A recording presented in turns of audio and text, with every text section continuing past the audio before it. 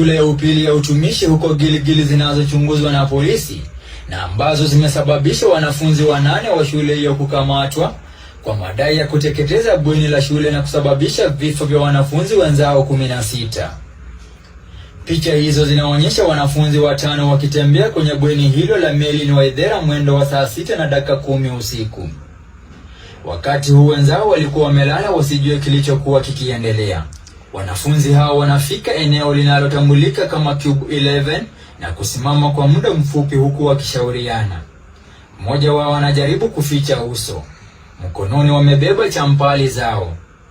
Dakika moja baadaye wanafunzi hao wananaswa kwenye video wakikimbia kuelekea upande wa kutoka nje ya bweni hilo, lakini kuna wanafunzi 2 ambao wanasalia nyuma wakiwa wamebeba kiberiti na mkoba mkononi. Wanafunzi hao wanawasha moto na kisha wanaondoka wakitembea bila wasiwasi wowote. Hatua chache kutoka hapo wanafika eneo lingine kwenye bweni hilo ambalo kulikuwa na matandiko na kuwasha moto tena. Baada ya kuhakikisha moto huo umeshika, washukiwa wanatembea na kutoka kwenye bweni hilo huku wakiwacha moto ukiendelea kusambaa huku wenzao wakiwa wamelala.